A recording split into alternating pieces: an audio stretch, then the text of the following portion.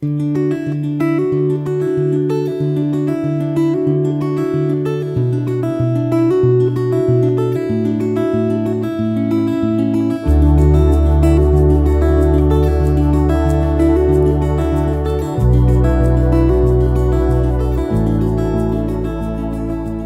reading begins in Numbers, chapter 14, starting in verse 1.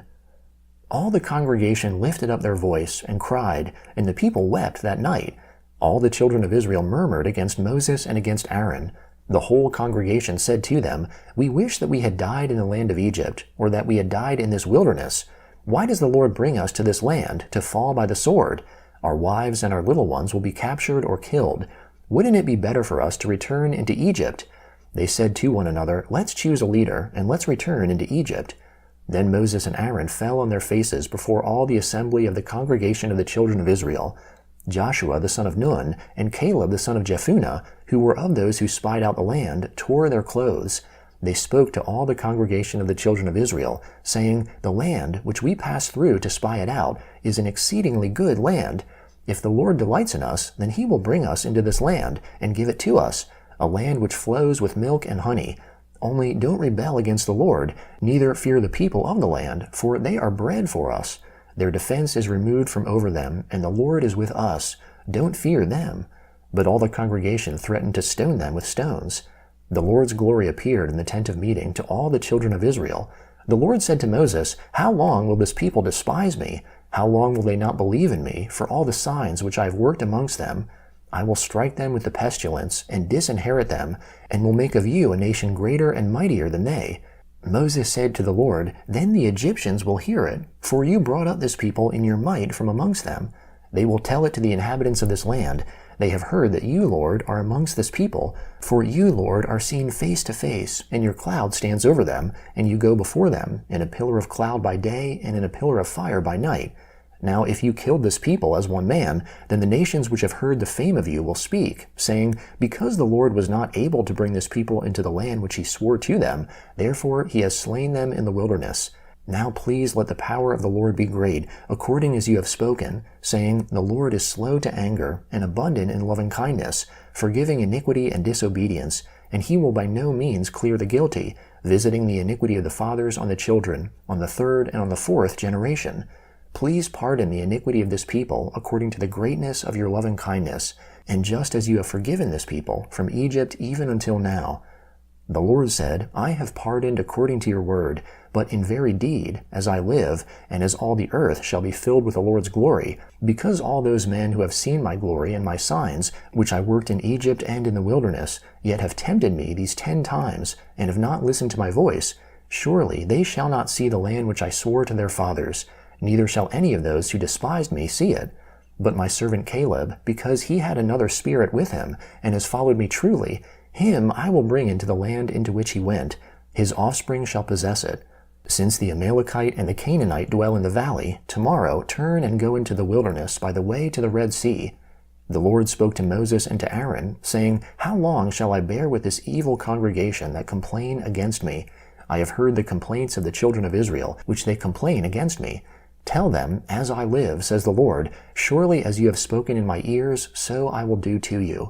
Your dead bodies shall fall in this wilderness, and all who were counted of you, according to your whole number, from 20 years old and upward, who have complained against me, surely you shall not come into the land concerning which I swore that I would make you dwell therein, except Caleb the son of Jephunneh and Joshua the son of Nun.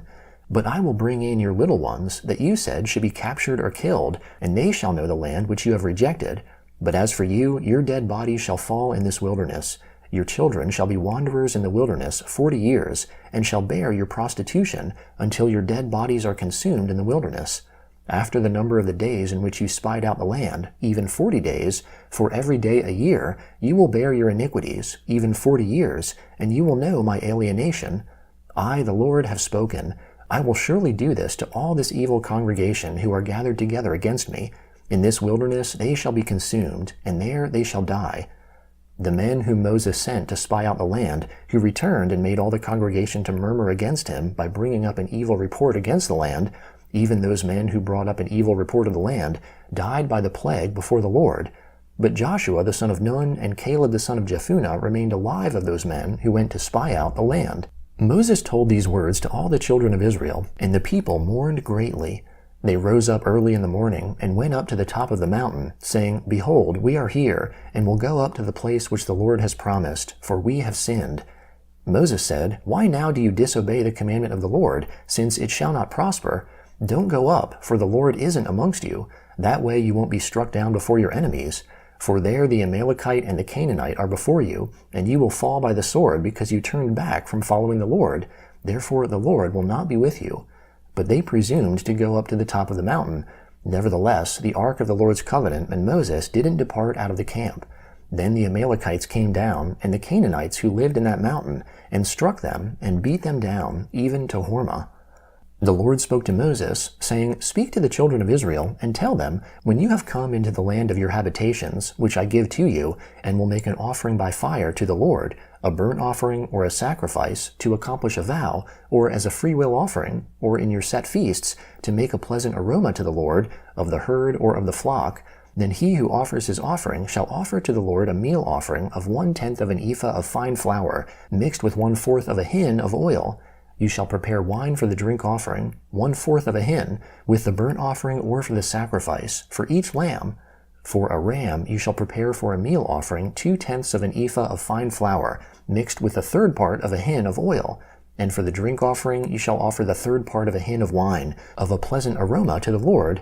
When you prepare a bull for a burnt offering, or for a sacrifice, to accomplish a vow, or for peace offerings to the Lord, then he shall offer with the bull a meal offering of 3/10 of an ephah of fine flour, mixed with half a hin of oil. And you shall offer for the drink offering half a hin of wine, for an offering made by fire, of a pleasant aroma to the Lord. Thus it shall be done for each bull, for each ram, for each of the male lambs, or of the young goats. According to the number that you shall prepare, so you shall do to everyone according to their number. All who are native born shall do these things in this way, in offering an offering made by fire, of a pleasant aroma to the Lord. If a stranger lives as a foreigner with you, or whoever may be amongst you throughout your generations, and will offer an offering made by fire, of a pleasant aroma to the Lord, as you do, so he shall do. For the assembly there shall be one statute for you and for the stranger who lives as a foreigner, a statute forever, throughout your generations. As you are, so the foreigner shall be before the Lord. One law and one ordinance shall be for you and for the stranger who lives as a foreigner with you. The Gospel of Mark, chapter 14, starting in verse 53. They led Jesus away to the high priest. All the chief priests, the elders, and the scribes came together with him. Peter had followed him from a distance until he came into the court of the high priest. He was sitting with the officers and warming himself in the light of the fire. Now the chief priests and the whole council sought witnesses against Jesus to put him to death, and found none, for many gave false testimony against him, and their testimony didn't agree with each other. Some stood up and gave false testimony against him, saying, We heard him say, I will destroy this temple that is made with hands, and in 3 days I will build another made without hands. Even so, their testimony didn't agree. The high priest stood up in the middle and asked Jesus, Have you no answer? What is it which these testify against you? But he stayed quiet and answered nothing. Again the high priest asked him, Are you the Christ, the Son of the Blessed? Jesus said, I am. You will see the Son of Man sitting at the right hand of power and coming with the clouds of the sky. The high priest tore his clothes and said, What further need have we of witnesses? You have heard the blasphemy. What do you think? They all condemned him to be worthy of death. Some began to spit on him, and to cover his face, and to beat him with fists, and to tell him, Prophesy. The officers struck him with the palms of their hands. As Peter was in the courtyard below, one of the maids of the high priest came, and seeing Peter warming himself, she looked at him and said, You were also with the Nazarene, Jesus. But he denied it, saying, I neither know nor understand what you are saying. He went out on the porch, and the rooster crowed. The maid saw him and began again to tell those who stood by, This is one of them. But he again denied it. After a little while again, those who stood by said to Peter, You truly are one of them, for you are a Galilean, and your speech shows it. But he began to curse and to swear, I don't know this man of whom you speak. The rooster crowed the second time. Peter remembered the words that Jesus said to him, Before the rooster crows twice, you will deny me 3 times. When he thought about that, he wept. Psalm 53, beginning in verse 1. The fool has said in his heart, "There is no God."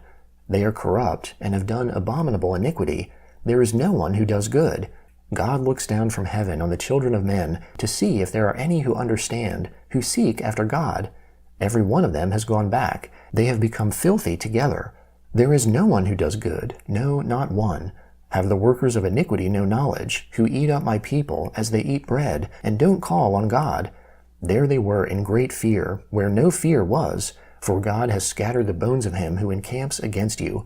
You have put them to shame, because God has rejected them. Oh, that the salvation of Israel will come out of Zion. When God brings back his people from captivity, then Jacob shall rejoice, and Israel shall be glad. Proverbs chapter 11, verse 4.